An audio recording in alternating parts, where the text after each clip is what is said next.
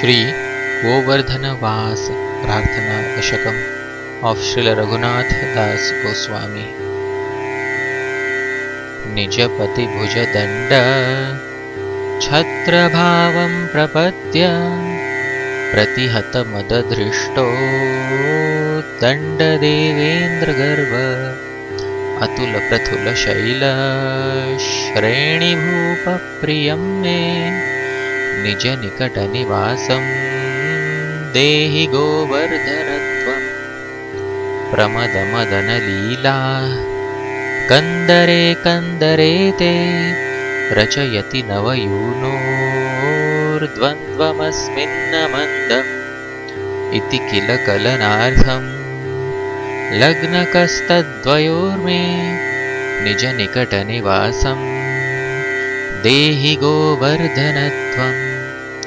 अनुपम मणिवेदी रत्नसिंहासनोर्वी रुहचरदरसानु द्रोणिसङ्घेषु रङ्गैः सह बलसखिभिः खेलयन् स्वप्रियं मे निज निकट निवासं देहि गोवर्धनत्वम्। रसनिधि नवयूनो साक्षिणीं दानकेलेर्द्युतिपरिमलविद्धां श्यामवेदीं प्रकाश्य रसिकवरकुलानां मोदमास्फालयन् मे निज निकट निवासं देहि गोवर्धनत्वम्। हरिदयितमपूर्वं राधिकाकुण्डमात्म प्रियसखमिह कण्ठे नर्मणालिङ्ग्य गुप्तः नवयुगयुगखेलास् तत्र पश्यन् रहो मे निज निकट निवासं देहि गोवर्धनत्वम्। स्थलजलतलशष्पैर्भूरुहच्छायया च प्रतिपदमनुकालं हन्त संवर्धयन् गाः त्रिजगति निजगोत्रं सार्थकं ख्यापयन् मे निज निकट निवासं देहि गोवर्धनत्वम्।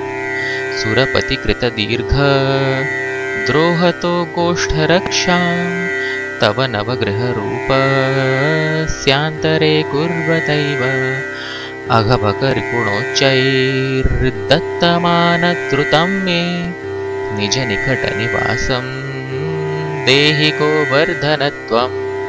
गिरिनृपहरिदास श्रेणिवर्येति नामा मृतमिदमुदितं श्री राधिका वक्त्रचन्द्रात् व्रजनवतिलकत्वे क्लिप्तवेदैः स्फुटं मे निज निकट निवासं देहि गोवर्धनत्वम्। निज जनयुतराधा कृष्णमैत्रीरसाक्त व्रजनरपशुपक्षी व्रातसौख्यैकदातः अगणितकरुणत्वान् मामुरीकृत्य तान्तं निज निकट निवासं देहि गोवर्धनत्वम्।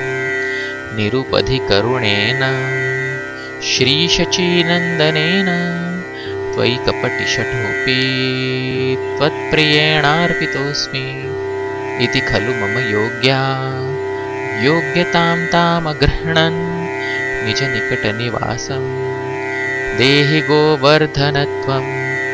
रसदशकमस्य श्रीलगोवर्धनस्य क्षितिधरकुलभर्तु यः प्रयत्नादधीते ससपदि सुखदेऽस्मिन् वासमासाद्य साक्षात् शुभदयुगलसेवा रत्नमाप्नोति तूर्णम् इति।